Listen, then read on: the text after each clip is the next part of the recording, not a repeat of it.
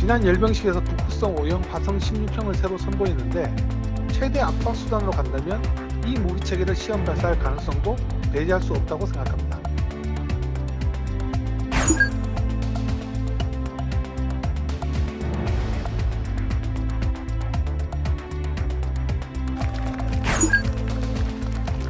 넓은 시대에 그러한 가치를 가지고 있는 후보가 우리 아이들을 또 차별해서 되겠습니까, 여러분? 안 됩니다. 박영선 후보가 당선되면 저는 박원순 시즌2라고 생각하는데 여러분 동의하십니까?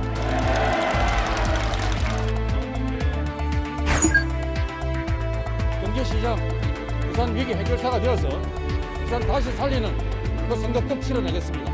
이번 선거에서 시민들이 정의가 살아있다는 것을 보여주셔야 합니다.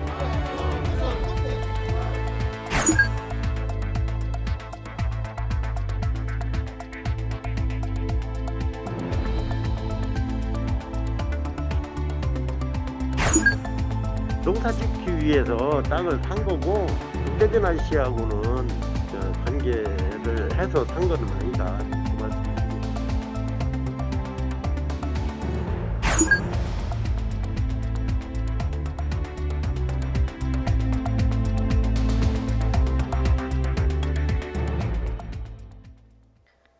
시청자 여러분 안녕하십니까? YTN 뉴스나이트 시작합니다. 북한이 오늘 아침 단거리 탄도미사일 2발을 발사했습니다. 지난해 3월 말 초대형 방사포를 발사한 이후 거의 1년 만입니다. 함경남도 함주 일대에서 동해상으로 발사했는데요. 지난 21일 순항미사일 발사에 이어서 발사 강도를 높이고 있는 것으로 보입니다. 김문경 기자가 보도합니다.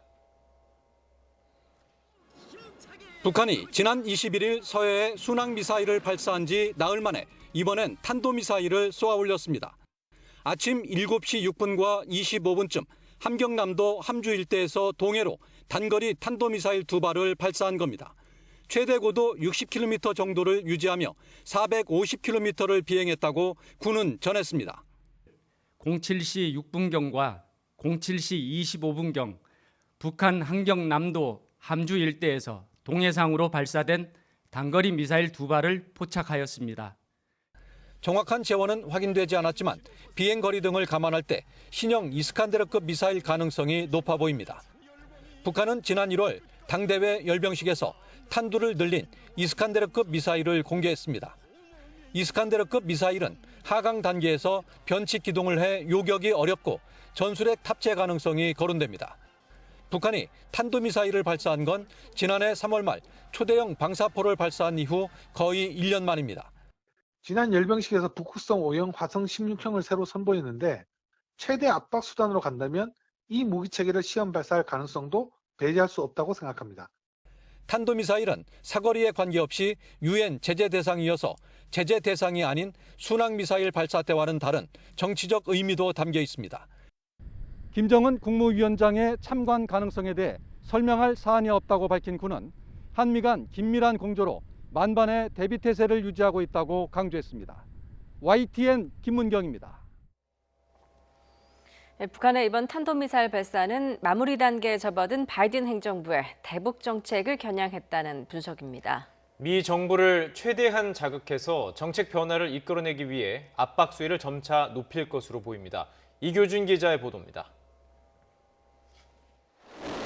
북한의 이번 탄도미사일 발사는 순항미사일을 발사한 지 불과 나흘 만입니다. 북한은 이달 들어 비난 담화를 잇따라 발표하고 이딴 무력 시위로 긴장 수위를 높이는 모습입니다. 김여정 노동당 부부장은 지난 16일 미 정부를 겨냥해 시작부터 멋없이 잠설칠 일거리를 만들지 않는 것이 좋을 것이라고 경고했습니다. 이틀 뒤 최선희 제1부상은 미국의 적대시 정책이 철회되지 않는 한 그 어떤 북미 접촉이나 대화도 이루어질 수 없다고 압박 수위를 높였습니다. 북한의 이 같은 움직임은 바이든 행정부의 대북 정책 결정이 임박한 가운데 나온 것입니다. 미국은 다음 주에 열릴 한미일 안보실장 회의를 거쳐 대북 정책 결론을 내릴 것으로 관측됩니다. President Biden plans to complete a North Korea policy review in the weeks ahead in close coordination, including reviewing pressure options and the potential for future diplomacy.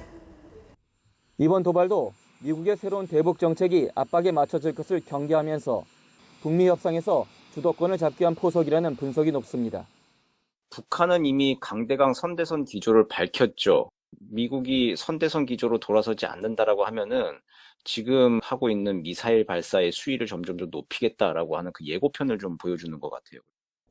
이에 따라 북한은 앞으로 잠수함 발사 탄도미사일 SLBM이나 신형 무기 시험 발사 등을 통해 긴장 수위를 높일 가능성이 제기됩니다. 다음 달 15일 김일성 생일까지 압박을 높여가면서 미국 정부의 반응을 본 뒤 향후 대응 방향을 잡아갈 것으로 보입니다. YTN 이교준입니다. 북한의 발사체 소식에 청와대는 NSC 상임위 회의를 긴급 소집했습니다. 미국 새 행정부가 대북 정책을 검토하는 중에 이루어진 북한의 미사일 발사에 깊은 우려를 표했습니다. 홍산기 기자입니다. 북한이 동해로 발사체를 쐈다는 소식이 전해지자 청와대는 서훈 국가안보실장 주재로 NSC, 즉 국가안전보장회의 상임위를 긴급 소집했습니다. 북한의 미사일 발사 2시간도 채 안 돼 열린 NSC 상임위 긴급회의에서는 원인철 합참의장의 관련 보고 뒤 대응 방안이 논의됐습니다. 청와대는 NSC 상임위가 북한의 미사일 발사에 대해 깊은 우려를 표명했다고 밝혔습니다. 합참 발표와 마찬가지로 발사체라는 표현 대신 북한이 미사일을 쐈다는 사실을 공식화한 겁니다. 특히 미국 새 행정부가 대북 정책을 검토하는 시기에 북한이 무력 시위를 했다는 점을 심각하게 보고 있다는 뜻을 내비쳤습니다. NSC는 미국을 비롯한 유관국들과 북한의 이번 미사일 발사 배경과 의도를 정밀 분석하고 협의를 강화해 나갈 것이라고 설명했습니다. 또 이번에 발사된 미사일 세부 재원에 대해서는 한미 국방당국과 정보당국 사이에 긴밀한 공조를 통해서 분석해 나갈 것이라고 덧붙였습니다. 북한의 발사체와 관련해 NSC 상임위가 열린 것은 지난 2019년 10월 이후 1년 5개월 만에 처음입니다. 북한의 이번 미사일 발사는 바이든 미 행정부 출범 이후 첫 무력 시위여서 더욱 관심이 집중되고 있습니다. 특히 조만간 열릴 것으로 전해진 한미일 3국 안보실장 회의에서도 이 문제가 중요하게 다뤄질 것으로 보입니다. 청와대 고위 관계자는 문재인 대통령 역시 북한의 미사일 발사 직후 안보실장으로부터 직접 보고를 받는 등 관련 사항을 예의주시하고 있다고 밝혔습니다. YTN 홍성기입니다. 외교부는 오늘 오전 북한의 단거리 미사일 발사와 관련해 긴밀한 한미 공조를 바탕으로 관련국과 향후 대응 협의를 강화하겠다고 밝혔습니다. 최영삼 외교부 대변인은 북한의 미사일 발사에 깊은 우려를 표한다면서 이같이 말했습니다. 이와 관련해 외교부 고위 당국자는 오늘 오전 노규덕 한반도 평화교섭본부장과 성김 미 국무부 동아태 차관보 대행이 통화하는 등 미국, 일본과 긴밀히 소통하고 있다고 설명했습니다. 이 당국자는 미국도 이번 상황을 경각심을 갖고 지켜보고 있다면서 북한의 의도에 관해 정부도 여러 가능성을 놓고 분석하고 있다고 말했습니다. 일본 정부는 북한의 탄도미사일 발사에 대해 유엔 안보리 결의를 위반했다고 강력히 비난했습니다. 이어 미국과 한국 등 관계국들과 긴밀히 연계해 대응할 것이라고도 밝혔습니다. 도쿄 이경아 특파원입니다. 스가 일본 총리는 북한 미사일 발사 후 긴급히 국가안전보장회의를 소집했습니다. 회의를 마친 스가 총리는 북한이 지난해 3월에 이어 약 1년 만에 탄도미사일 2발을 발사했다고 확인하면서 강력히 비난했습니다. 我が国と地域の平和、安全を脅かすものであります。また国連決議違反でもあります。厳重に抗議をし 스가 총리는 특히 다음 달 미국에서 바이든 대통령을 만나 이번 발사를 포함해 대북 정책에 대해 확실히 논의하겠다고 밝혔습니다. 이어 한국과 미국 등 관계국과의 연계를 강조했습니다. 米国や韓国をはじめ関係諸国と緊密連携をし、国民の命と平和な暮らしを断固して守り抜く決意であります。 일본 정부는 북한이 동해상으로 발사한 탄도미사일 2발은 고도 약 100km 이내로 비행해 약 450km를 날아간 것으로 추정했습니다. 또 미사일은 일본의 배타적 경제 수역 밖에 떨어진 것으로 보인다며 일본 항공기나 선박의 피해 사실은 아직 확인되지 않았다고 발표했습니다. 일본 정부 대변인인 가토 관방장관은 이번 미사일 발사에 대해 베이징 외교 경로를 통해 북한에 강력히 항의했다고 밝혔습니다. 가토 장관은 북한의 의도에 대해 단정적으로 말하는 것은 삼가겠다며 현재 한국과 미국을 시작으로 국제사회와 긴밀히 연계해 정보 수집과 분석에 전력을 다할 것이라고 말했습니다. 또 한일 양국 간의 지소미아 협정 등을 통해 필요에 따라 적절히 정보를 공유해갈 생각이라고 밝혔지만 개별 사안에 대해 어떤 정보 교환이 이루어졌는지는 공개할 수 없다고 덧붙였습니다. 도쿄에서 YTN 이경아입니다.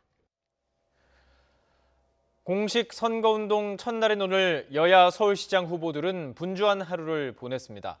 민주당 박영선 후보는 자신의 정치적 고향인 구로구에서 출정식을 열었고 국민의힘 오세훈 후보는 국민의당 안철수 대표와 첫 합동 유세에 나섰습니다. 부장원 기자입니다. 공식 선거운동 기간 첫날, 민주당 박영선 후보가 아침 일찍 찾은 곳은 서울 구로구였습니다. 자신의 옛 지역구이자 정치적 고향인 구로에서 현장 행보에 막을 올린 겁니다.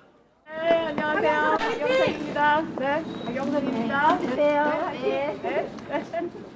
남편인 이원조 변호사와 함께 출근길 시민들과 스킨십을 나눈 박 후보는 승리로 보답하겠다며 지지를 호소했습니다.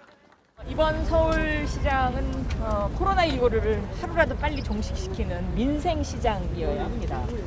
서울이 정쟁화되는 것을 막아내야 됩니다. 그래서 반드시 필승하겠습니다. 곧이어 열린 출정식에는 이낙연 상임선대위원장이 직접 유세를 통해 지원 사격에 나섰습니다. 짧은 임기 1년 일만 하겠다는 후보와 정부하고 싸움만 하겠다는 후보 둘 중에 하나를 여러분이 골라주셔야 합니다.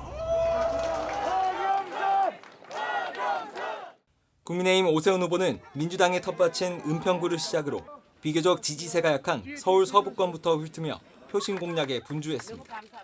저희 어머님 옛날에 여기 장사하던 자리인데 그렇지요. 그걸 기억하시는 거예요? 어머니하고 제일 친해버렸습니다. 당내 경선에서 맞붙었던 나경원 전 의원과 무소속 금태섭 전 의원이 가세한 데 이어 국민의당 안철수 대표까지 지원 연설에 나서면서 선거전이 시작되자마자 전방위적인 공세를 펼치는 모습입니다. 시민 여러분, 문재인 정권, 민주당 심판하려면 어떻게 해야 하겠습니까? 바로 기호 2번 오세훈 후보를 찍어주시는 것입니다. 다음 달 7일 보궐선거 투표 당일까지 이제 남은 시간은 10여일. 막판 대역 전국을 기대하는 민주당과 격차를 굳히려는 국민의힘의 표심 경쟁이 점점 더 치열해지고 있습니다. YTN 부장원입니다.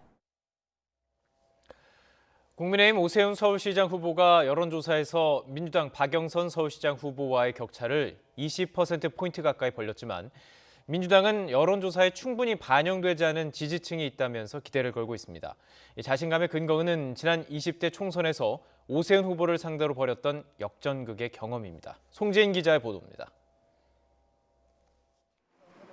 지난 2016년 20대 총선에서 정치 1번지 서울 종로는 역시 큰 관심이었습니다. 당시 지역 현역이던 민주당 정세균 후보의 종로 수성에 맞서 새누리당 오세훈 후보가 도전장을 내밀었습니다. 종로 공천으로 자연스럽게 대선 주자로 부각된 오세훈 후보는 선거 전부터 승기를 잡는 분위기였습니다. 초반부터 주요 여론조사에서 1위를 유지했고 선거를 20일 앞두곤 격차를 17.3%포인트까지 벌렸습니다. 하지만 뚜껑을 열어보니 결과는 딴판이었습니다. 52.6대 39.7. 정세균 후보가 오세훈 후보를 누르고 압승한 겁니다. 자, 접전을 벌일 것으로 예상이 됐던 두 사람, 결국 만표 차이에 싱거운 결론을 내고 말았습니다. 민주당은 5년 전 종로에서의 대역전 경험을 근거로 삼아 이번 서울시장 보궐선거에도 기대를 걸고 있습니다. 야권 단일화뒤 오세훈 후보가 20%포인트 가까이 격차를 벌리며 앞서고 있지만 여론조사 결과는 충분히 왜곡될 여지가 있고 대역전도 기대해볼 만하다는 겁니다. 여론조사 보면 하나는 큰 폭으로 차이가 나고 또 하나 발표된 거는 하나는 20%, 뭐 하나는 10% 뭐 이렇게 차이가 나더라고요. 여론조사 지금부터 시작이죠, 이제. 국민의힘 오세훈 후보 입장에선 이번 선거는 20대 총선과는 다를 것으로 보고 있습니다. 그래도 긴장감을 놓을 수 없는 만큼 견제 수위를 계속 높이고 있습니다. 박영선 후보가 당선되면 저는 박원순 시즌2라고 생각하는데 여러분 동의하십니까? 민주당의 바람대로 이번에도 대역전극이 가능할지는 가늠하기 어렵습니다. 다만 민주당은 선거 열기가 올라오면 지지층도 결집하는 만큼 적어도 격차는 충분히 줄일 수 있을 것으로 내다보고 있습니다. YTN 송재인입니다. 오세훈 후보가 2년 전 보수단체 집회에 이어서 최근 또 문재인 대통령을 독재자라고 비판하자 더불어민주당은 선거가 시작부터 근거 없는 막가파식 정쟁의 장으로 변질하고 있다며 국민에게 탄핵당한 후예들이 무리수 두기에 이르렀다고 강하게 비난했습니다. 또 오 후보는 구구 집단 대명사인 태극기 부대 그 자체가 됐다며 서울시장이 실패한 이명박 박근혜 국정농단 세력의 한풀이 자리가 돼서는 안 된다고 밝혔습니다. 국민의힘이 오세훈 서울시장 후보의 내곡동 땅 의혹을 제기한 조국 전 법무부 장관에 대해서 공직선거법상 허위사실 공표 혐의로 대검찰청에 고발장을 했습니다. 조 전 장관은 어제 SNS에 오 후보 부인의 내곡동 땅이 보금자리 주택지구로 지정되면서 공시지가의 7배를 받았다는 등의 글을 올렸습니다. 극적인 야권 단일화에도 불구하고 국민의힘 김종인 비상대책위원장은 안철수 국민의당 대표와 여전히 거리를 두면서 불편한 심기를 드러내고 있습니다. 민주당 박영선 서울시장 후보는 박원순 옹호 발언을 쏟아낸 임종석 전 청와대 비서실장 탓에 골머리를 앓고 있습니다. 이경국 기자입니다. 4.7 재보궐선거 공식 선거운동 첫날 국민의힘 오세훈 서울시장 후보는 서울 대한문 앞 대대적인 유세에 나섰습니다. 단일화 경쟁에서 패한 뒤 지원 사격을 약속한 국민의당 안철수 대표도 동참했습니다.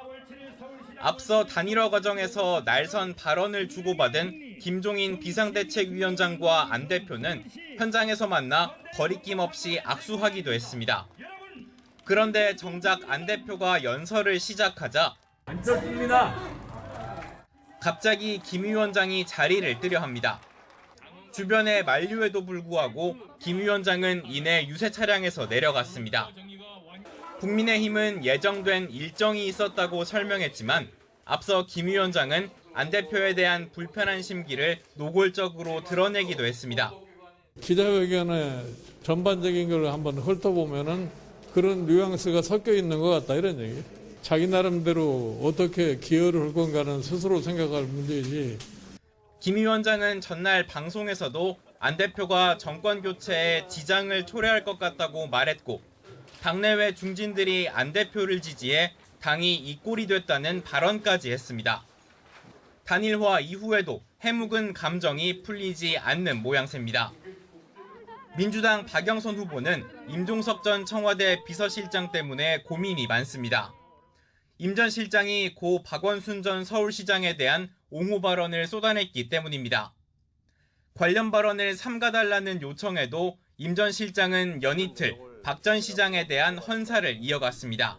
누구든 이런 피해자의 일상 회복을 방해하는 그러한 발언은 앞으로 좀 삼가해 주시는 게 좋지 않을까. 이낙연 상임 선거대책위원장까지 나서 박 후보의 생각을 존중해달라며 입단속에 나서기도 했습니다. 어느 선거나 상대가 분명히 존재합니다.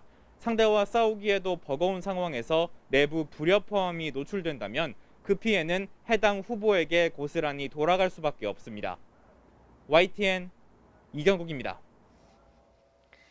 4.7 재보궐선거 공식 선거운동 기간 첫날인 오늘 신지의 기본소득당 서울시장 후보의 선거 현수막이 훼손된 채 발견돼 경찰이 수사에 나섰습니다. 서울 마포경찰서는 서울 홍대 입구역 인근에 걸린 신 후보의 선거 현수막이 찢어져 있다는 신고가 오늘 새벽 6시 반쯤 접수돼 수사하고 있다고 밝혔습니다. 부산시장 보궐선거운동 첫날 양당 후보는 각각 부산 도심과 구도심 유세를 시작으로 본격적인 선거전에 들어갔습니다. 더불어민주당 김영춘 후보는 신공항과 엑스포를 성사시킬 적임자라는 점을 강조했고 국민의힘 박형준 후보는 정권 심판을 호소했습니다. 김종호 기자입니다. 김영춘 더불어민주당 부산시장 후보는 서면교차로에서 처음 시민을 만났습니다. 국회의원 시절 지역구이자 부산 한복판이라는 상징성이 있는 곳입니다. 부산 중심에서 모든 부산 시민들께 저희 첫 인사를 드리고자 이 서면 노터리에서 인사를 시작했습니다. 국민의힘 박형준 후보가 선택한 첫 유세 장소는 구도심인 부산 광복로입니다. 한때 부산의 중심이었던 곳이자 1호 공약인 도심형 초고속철도 어반루프와 관련이 있는 곳입니다. 원도심은 북한과도 연계가 돼 있고 또 제가 공약을 한 어반루프의 기착지이기도 합니다. 김 후보는 가덕도 신공항과 2030 부산 엑스포를 반드시 성사시킬 유일한 후보라는 점을 강조했고 멋진 도시를 부활시키기 위해서 저 김영춘이 꼭 승리하겠습니다. 경제시장, 부산 위기 해결사가 되어서 부산 다시 살리는 그 선거 꼭 치러내겠습니다. 박 후보는 이번 보궐선거를 치르게 된 책임을 반드시 여당에 물어달라고 유권자에게 호소했습니다. 역사상 가장 부끄러운 이유로 치러지는 선거가 되었습니다. 이번 선거에서 시민들이 정의가 살아있다는 것을 보여주셔야 합니다. 김 후보는 여론조사에서 나타난 약세를 만회해야 한다는 어려움이, 박 후보는 부동산 등 각종 의혹이라는 난관이 이번 선거전에서 기다리고 있습니다. 이런 양대 정당 틈바구니에서 군소 후보 4명도 출사표를 던지고 시민들을 만나고 있습니다. 미래당 손상우 후보와 민생당 배준현 후보, 자유민주당 정규재 후보와 진보당 노정현 후보입니다. 이번 부산시장 보궐선거 공식 선거운동 기간은 다음 달 6일까지 13일 동안입니다. 본투표는 4월 7일에 진행되고 이에 앞서 2일과 3일에는 사전투표도 진행됩니다. YTN 김종호입니다.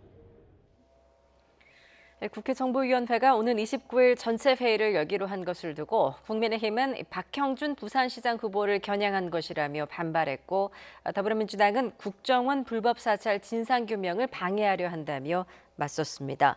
정보위 야당 간사인 하태경 의원 등 국민의힘 정보위원들은 국회 기자회견에서 민주당이 합의 없이 선거 일주일 전에 특정 후보를 겨냥해 정보위를 열어 선거 공작을 하려 한다고 비판했습니다. 이에 대해 여당 간사인 김병기 의원 등 민주당 정보위원들은 성명을 내고 자당 후보의 관련성을 은폐하기 위해 정보위도 열지 말자는 것이냐고 비판하며 최근 북한의 미사일 발사와 관련해서도 점검이 필요하다고 강조했습니다.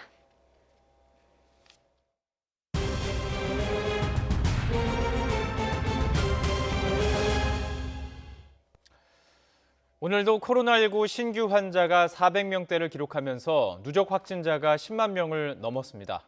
국내 첫 확진자가 나온 지 430일 만입니다. 보도에 박홍구 기자입니다.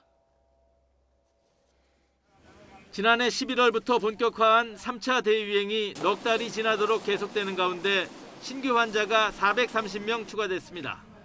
이로써 누적 확진자는 10만 276명을 기록했습니다. 지난 1, 2차 유행이 대구와 서울의 특정 집단을 중심으로 확산했던 것과 비교해 3차 대유행은 일상생활 곳곳에서 집단 감염이 이어지며 환자가 눈덩이처럼 불어났습니다. 누적 확진자가 5만 명이 되기까지는 첫 환자 발생 이후 336일이 걸렸지만 5만에서 10만으로 느는 데는 100일도 소요되지 않았습니다. 확진자 증가 속도가 3배 이상 빨라진 것입니다. 10만 또는 5만 이런 숫자보다는 10만에 이르기까지 시간, 그리고 최근에 짧은 시간 동안 많은 환자 발생이 가파르게 증가했다는 것이 훨씬 더 중요하고 3차 대유행은 지역사회에 광범위하게 무증상 전파자를 남겨놓았습니다. 자신도 모르는 사이에 감염돼 다른 사람에게 바이러스를 퍼뜨리고 있는 것입니다. 최근 2주간 신규 환자 가운데 감염 경로를 모르는 경우가 27%에 달하고 수도권 임시선별검사소에서 확진 판정을 받는 사람은 전체 수도권 환자의 20%를 차지합니다. 몸이 조금이라도 이상하시면 말씀드렸듯이 코로나19를 특징할 수 있는 증상이 없기 때문에 그런 분들은 가급적 진단검사를 받으시는 게 도움이 될 것 같습니다. 왜냐하면 지금 현재 우리나라는 코로나19의 지역사회 감염이 일부는 지금 진행이 계속 되고 있는 상황이거든요. 3차 대유행이 진행하면서 감염의 전파 고리도 변화했습니다. 처음엔 요양병원과 종교시설에서 실내 체육시설과 가족 지인 모임으로 번지고 그러다 직장과 사우나로 옮겨졌다 최근엔 다시 체육시설과 종교시설에서 환자가 늘고 있습니다. 최근 2달 넘게 신규 환자 300~400명대의 정체 국면이 지속하는 가운데 봄철 이동량은 늘고 변이 바이러스는 확산하는 등 위험 요인은 조금 더 줄지 않고 있습니다. YTN 박홍구입니다. 국내에서 코로나19 백신 접종이 시작된 지 한 달 가까이 됐지만 접종률은 1.4%에 불과하면서 11월 집단 면역이 힘들 거라는 우려가 나오고 있습니다. 정부가 이를 극복하기 위해서 하루 110만 명까지 접종할 수 있도록 인프라 구축을 서두르겠다고 밝혔습니다. 임성호 기자가 보도합니다. 국내에서 백신 접종이 시작된 지난달 26일부터 현재까지 누적 접종자는 73만여 명입니다. 하루 평균 2만 7천여 명 수준인데 1, 2차 접종을 합쳐도 아직 전 국민의 1.4%가량만 백신을 맞은 셈입니다. 정부가 정한 집단 면역 달성 목표 시점은 오는 11월입니다. 하지만 지금 속도라면 단순 계산으로도 최대 3년 반까지 걸릴 수 있다는 우려가 나옵니다. 그러자 보건당국이 진화에 나섰습니다. 지역 예방접종센터를 250개, 위탁 의료기관을 만여 곳까지 확보하는 등 접종 인프라 구축을 서두르겠다는 겁니다. 이제 지역 예방접종센터가 전국 단위로 시군구별로 설치가 되고 위탁 의료기관도 1만 개소 이상이 이제 전국적으로 가동이 되면서 하루에 한 115만 명까지 접종이 가능한 상황입니다. 접종 인프라를 확충하고 본격적으로 가동하는 오는 5월 말부터는 접종 속도가 빨라져서 11월 집단 면역을 달성하는 데 무리가 없을 거라는 계산입니다. 하지만 이보다는 원활한 백신 공급이 더 중요하다는 지적이 나옵니다. 지금까지 정부가 확정한 백신 물량은 890만 명분, 아스트라제네카 백신이 428만 명분, 화이자와 코백스 물량이 각각 350만 명분과 110만 명분입니다. 정부가 계약한 7,900만 명분 가운데 89%인 7천만 명분은 아직 도입 일정조차 정해지지 않았습니다. 이 때문에 정부는 오는 2분기 내 공급을 목표로 얀센과 모더나, 노바백스 등 백신 개발 업체들과의 협상에 박차를 가하고 있습니다. YTN 임성호입니다. 국회가 농어민과 전세버스 기사에 대한 재난지원금을 신설하고 소상공인 지원을 확대하는 등 총 14조 9천억 원 규모의 추가 경정 예산안을 처리했습니다. 보도에 오인석 기자입니다. 2021년도 제1회 추가 경정 예산안은 예산결산특별위원회에 수정한 대로 가결되었음을 선포합니다. 국회가 정부안보다 1조 4천억을 증액하고 1조 4,400억 원 감액한 총 14조 9천억 규모의 추경 예산안을 통과시켰습니다. 피해 업종 지원이 확대되며 소상공인 긴급 지원에 7조 3천억, 고용 취약계층 지원과 고용 대책 등의 추경 예산이 각각 투입됩니다.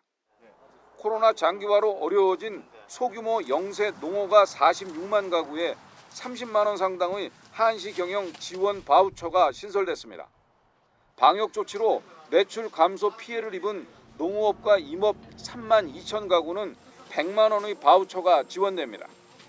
또 코로나 피해를 입은 화해 친환경 농산물 재배농가 지원을 위해 160억 원의 긴급 경영 자금이 새로 마련됐습니다. 고용 취약계층 지원이 확대되면서 소득이 줄어든 전세버스 기사 3만 5천 명에 70만 원의 소득 안정 자금이 지급됩니다. 매출 감소가 심각한 여행업계는 지원 자금이 100만 원 올라 300만 원을, 공연시설 운영업 등은 50만 원이 추가 인상됩니다.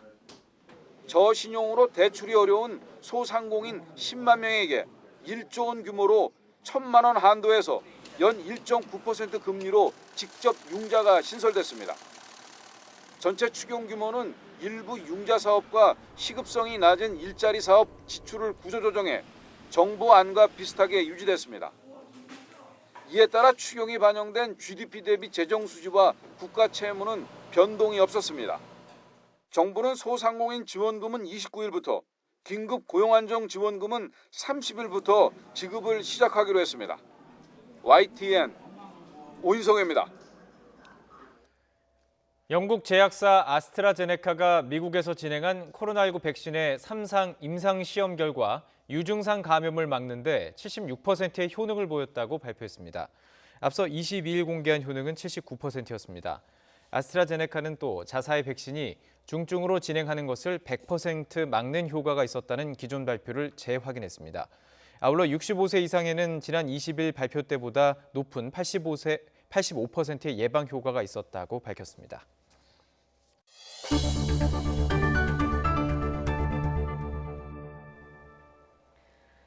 최근 공개된 21대 국회의원의 재산 내역을 YTN에 직접 분석해봤더니 3기 신도시 부지나 인근에 부동산을 가진 의원이 14명에 달했습니다. 이해충돌이 있었던 것은 아닌지 의심이 가는 부분인데 이를 막기 위한 이해충돌 방지 법안은 여야의 심사가 늦어지면서 이달 본회의 처리가 어려워졌습니다. 김주영 기자입니다. 최근 국회는 국회의원 300명과 배우자, 공개를 동의한 직계 좀비 속의 재산 내역을 공개했습니다.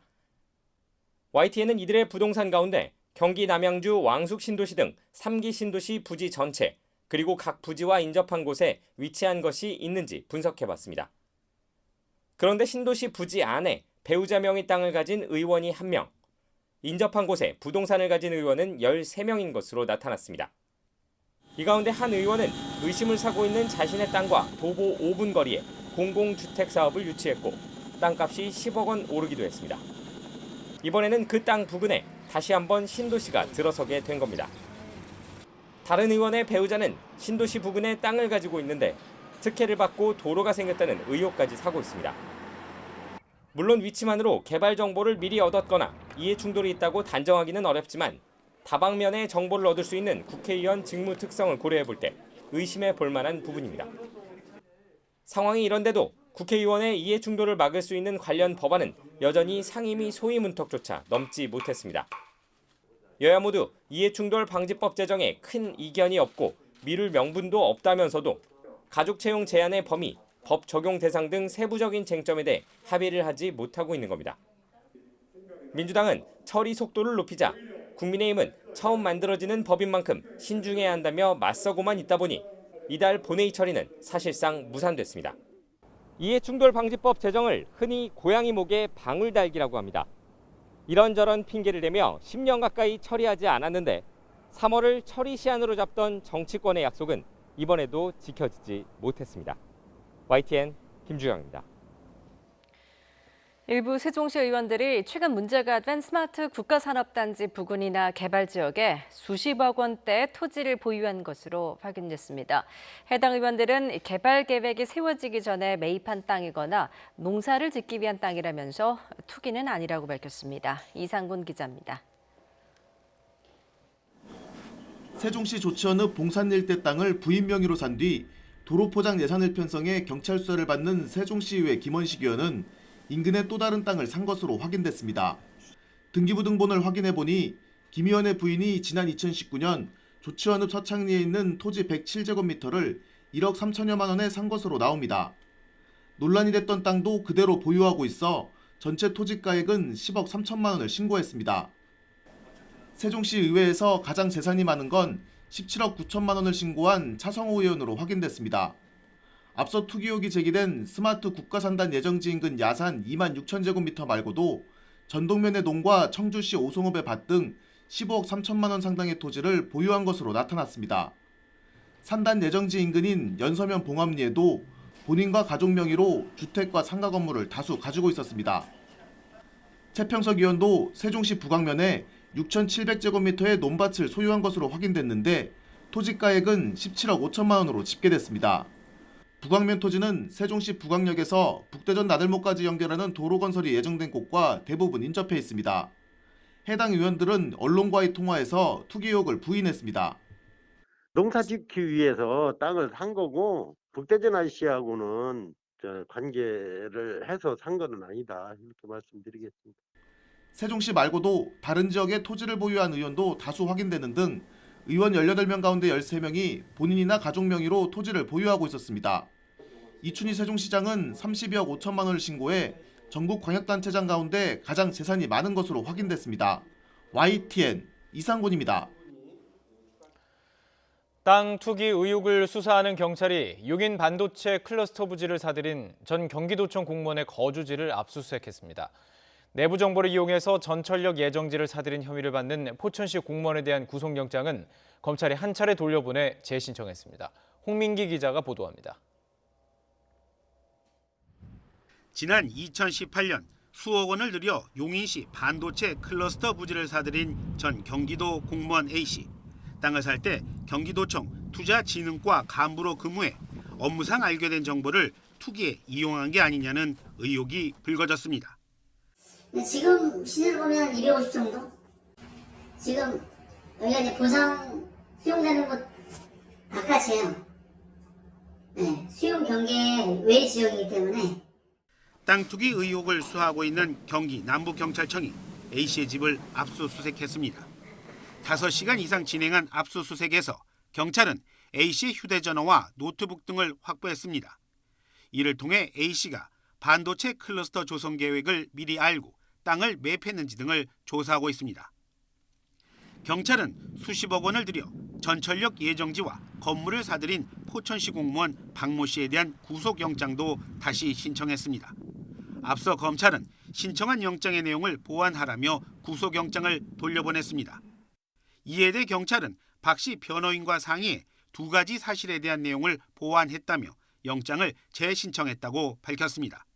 법원은 이르면 이번 주 안에 박 씨를 불러 구속 여부를 심사할 걸로 보입니다. YTN 이승훈입니다. 1년 가까이 오름세가 이어졌던 서울 강남구 아파트 전셋값이 45주 만에 하락세로 전환했습니다. 김태민 기자의 보도입니다. 이번 주 서울 강남구 아파트 전셋값은 지난주보다 0.01% 하락했습니다. 지난해 5월 둘째 주 이후 44주 연속 이어지던 상승세가 꺾이고 내림세로 돌아선 겁니다. 이와 함께 강남 4구 가운데 한 곳인 송파구 전셋값 역시 50주 만에 떨어졌습니다. 서울의 주간 아파트 전셋값은 0.04% 올랐지만 지난주보다는 상승폭이 줄었습니다. 지난해 말 0.14에서 0.15%까지 올라 고점을 찍은 뒤 이번 달까지 상승폭을 줄이며 점차 진정세를 찾고 있는 모습입니다. 서울 노원구와 도봉구를 제외한 23개 구의 전셋값 상승률은 지난주와 같거나 낮아졌습니다. 한국부동산원은 전셋값이 단기간 급등한 고가 아파트를 중심으로 매물이 쌓이고 있어 일부 자금 사정이 급한 집주인들이 가격을 낮추면서 전셋값이 하락한 것으로 보고 있습니다. 전국 아파트 매매 가격은 0.24% 상승률을 기록해 지난주보다 소폭 상승한 반면 수도권은 0.27%에서 0.29%로 오름폭이 커졌습니다. 특히 서울시장 보궐선거를 앞두고 재건축 규제 완화에 대한 기대감이 커진 데다 상대적으로 집값이 저렴한 단지 위주로 오름세가 이어지고 있다는 분석입니다. YTN 김태민입니다.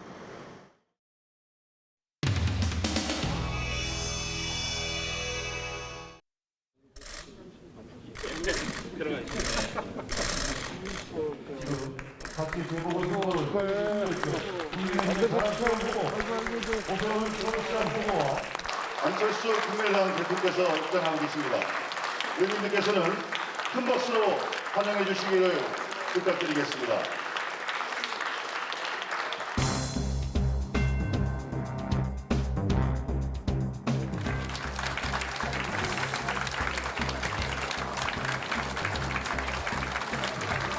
새로운 비전을 가진 정당이 첫 발을 내디는 역사적 순간입니다. 그리고 우리는 하나가 되었습니다. 오늘의 창당 100일대회를 축하해 주시기 바랍니다. 예, 고맙습니다. 큰 박수와 격려 부탁드리겠습니다. 대표님, 그 빨간 넥타이 매신 거 처음 본 것 같은데 오늘 뭐 특별한 의미가 있을까요? KBS 인터뷰 때도 맸던 넥타이입니다. 해석에 맡기겠습니다.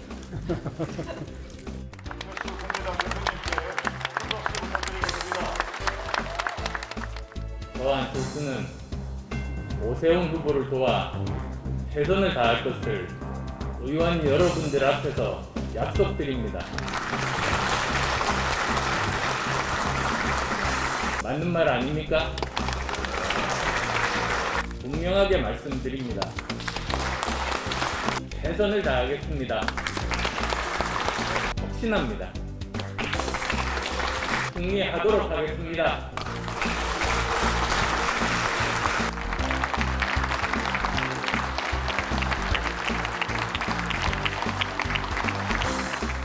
가운데 놓고 한번 해라.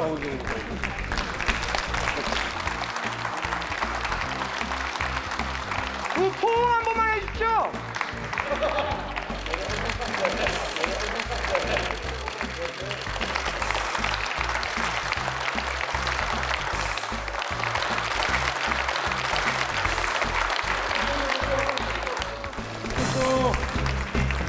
원님 포옹.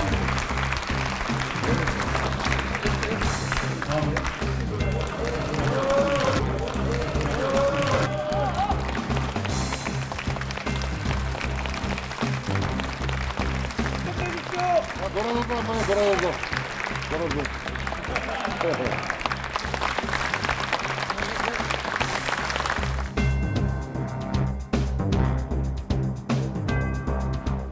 이 박영선 후보의 민주당 팀입니다. 전국적으로 큰 소리 문행을 저 역시 이른바 오세훈법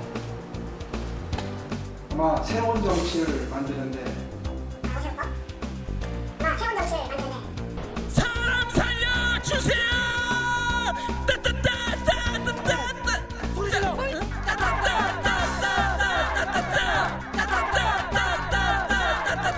정치를 만드는데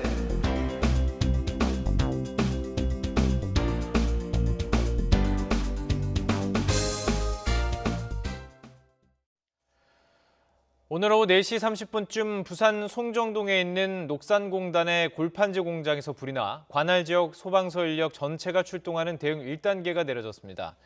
다행히 현재까지 인명피해는 없는 것으로 확인됐습니다. 경찰과 소방당국은 공장 안에 사람이 없는 것으로 보고 진화 작업이 끝나는 대로 정확한 화재 원인을 파악할 예정입니다.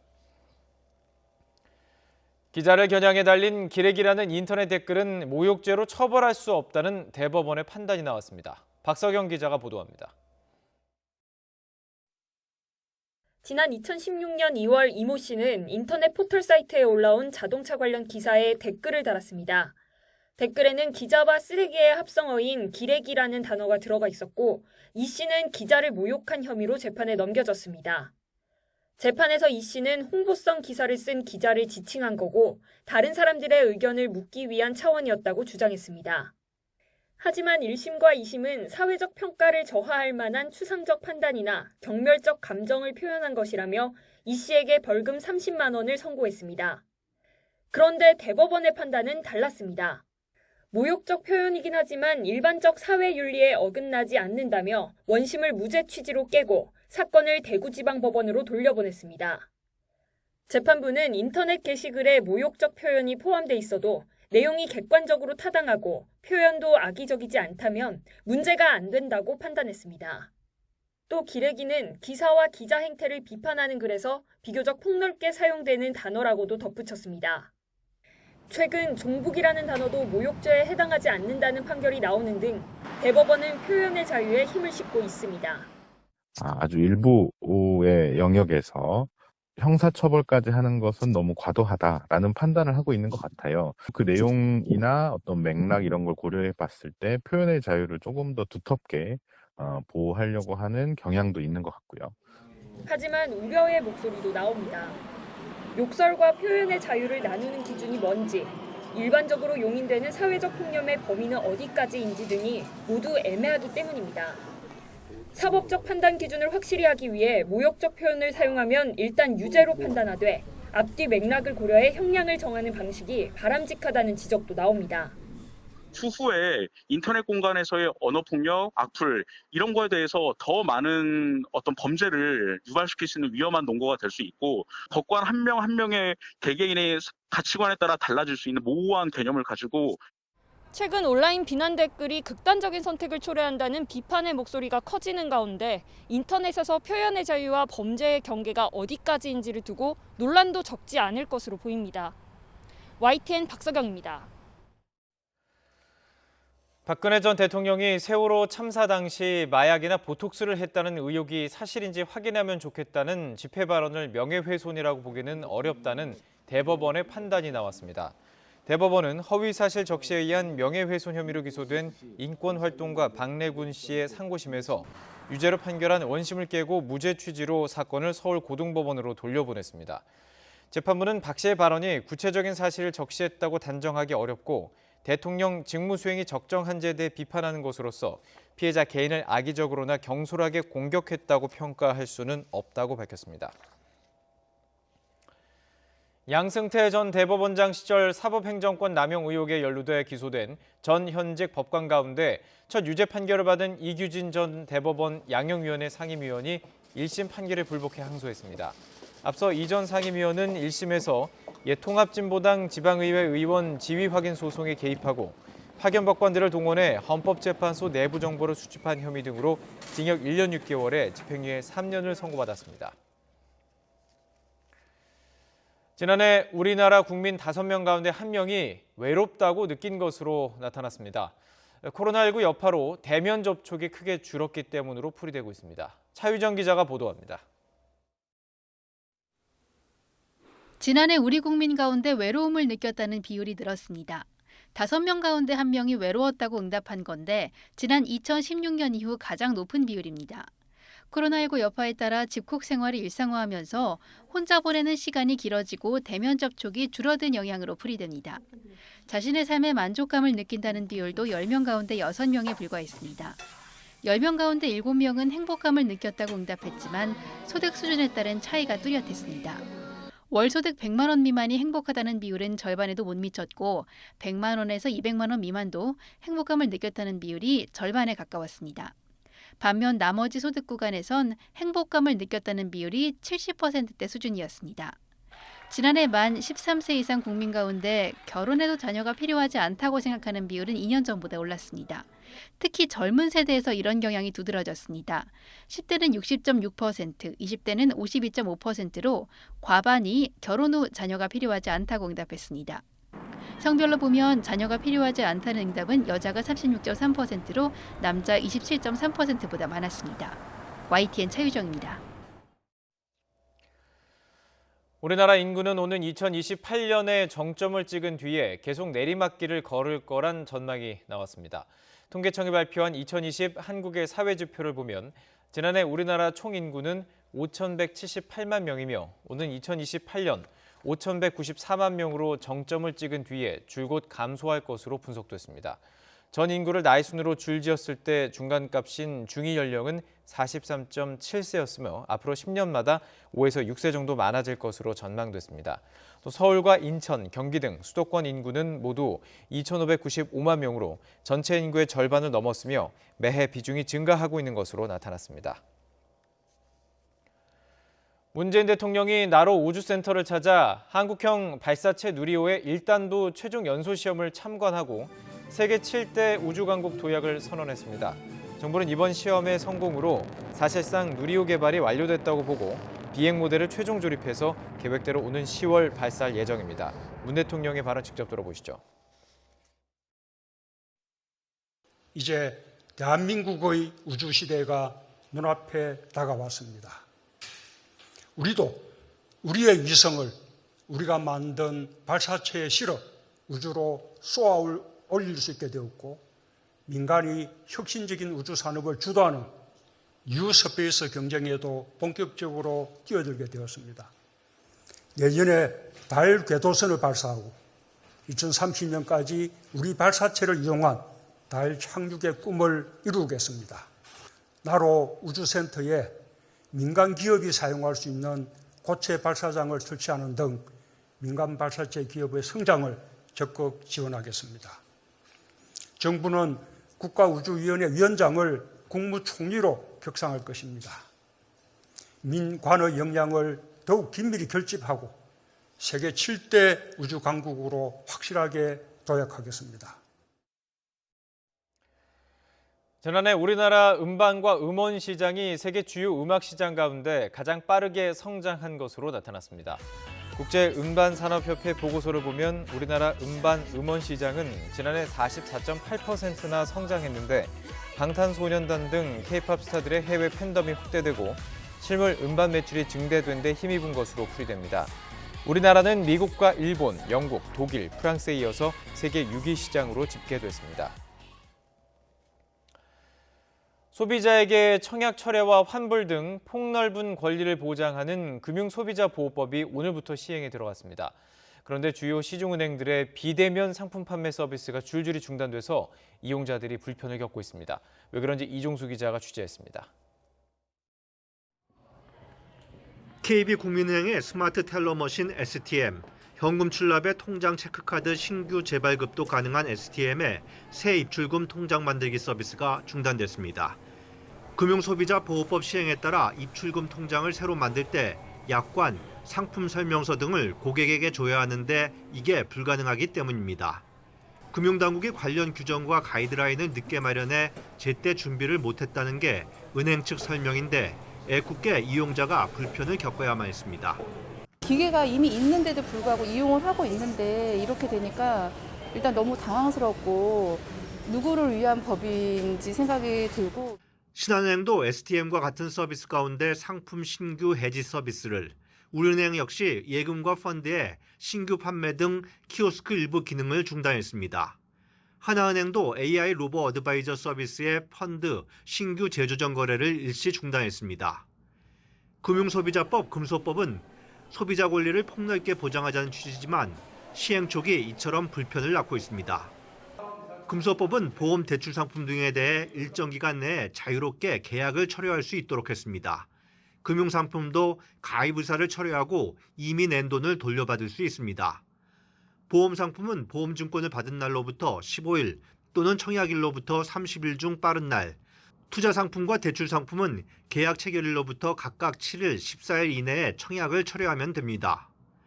금융사가 적정 상품을 권유하고 수익 변동 가능성을 설명하는 등의 판매 원칙을 어기면 위반 사항을 안 날로부터 1년 안에 위법 계약을 해지할 수 있습니다.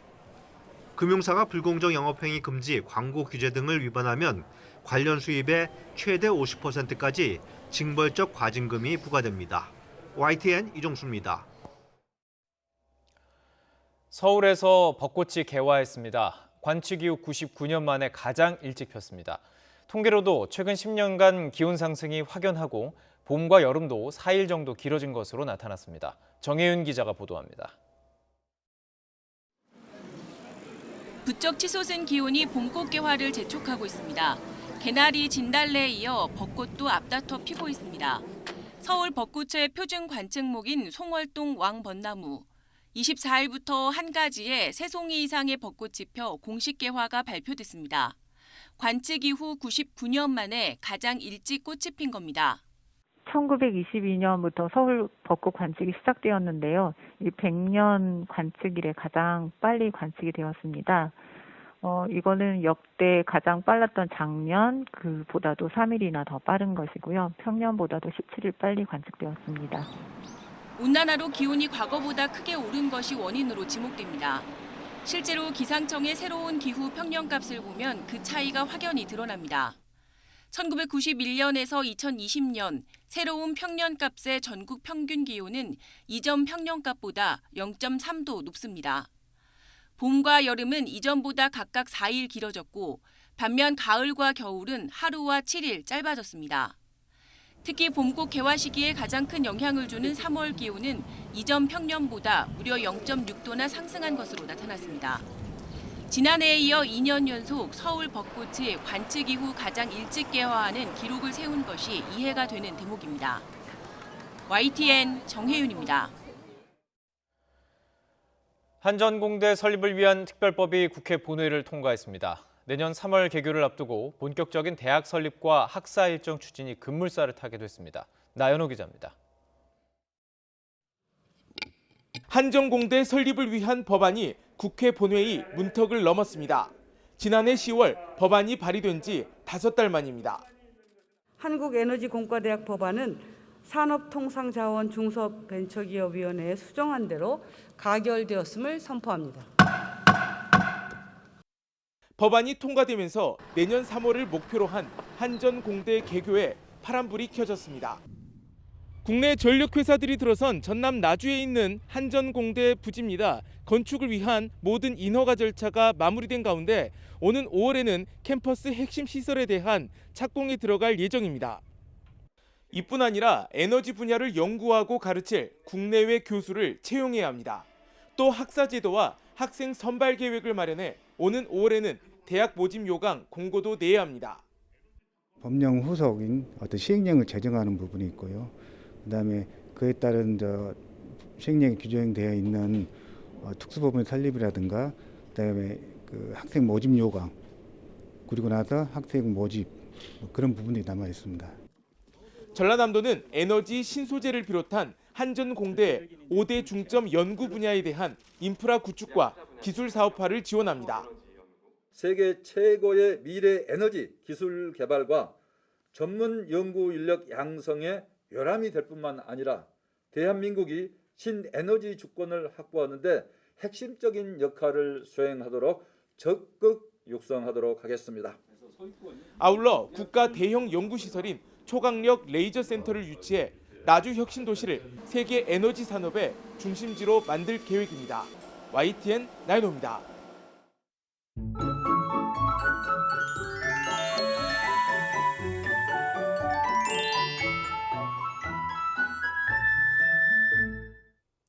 봄 기운이 물씬 풍기고 있습니다. 연일 기온이 크게 오르며 날씨가 따뜻해졌는데 내일은 오늘보다 조금 더 따뜻해집니다. 내일 서울 아침 기온이 6도로 아침 기온은 오늘보다 조금 낮겠지만 낮 기온은 20도로 오늘보다 조금 높겠습니다. 다만 일교차는 더 커집니다. 큰 일교차에 건강 잃지 않도록 대비 잘해주시기 바랍니다. 내일도 대체로 맑겠지만 내륙에는 아침까지 안개가 끼거나 서리가 내리는 곳이 있겠고 수도권에는 미세먼지 농도가 짙게 나타나겠습니다. 또 건조경보가 발효 중인 강원 동해안에는 아침까지 바람이 무척 강하게 불겠습니다. 대형 산불이 발생할 가능성이 높은 만큼 화재 예방에 더욱 신경 써주시기 바랍니다. 내일 아침 기온 오늘과 비슷하거나 조금 낮겠습니다. 서울 6도, 대전 5도, 광주 5도, 부산 8도로 예상됩니다. 낮 기온은 오늘보다 1도에서 3도가량 높겠습니다. 서울 20도, 대전 23도, 광주 25도, 부산 20도로 예상됩니다. 주말 오후부터 휴일 오전 사이 전국에 비가 내릴 전망입니다. 날씨 정보였습니다. 뉴스나이트를 마치겠습니다. 시청해주신 여러분 고맙습니다.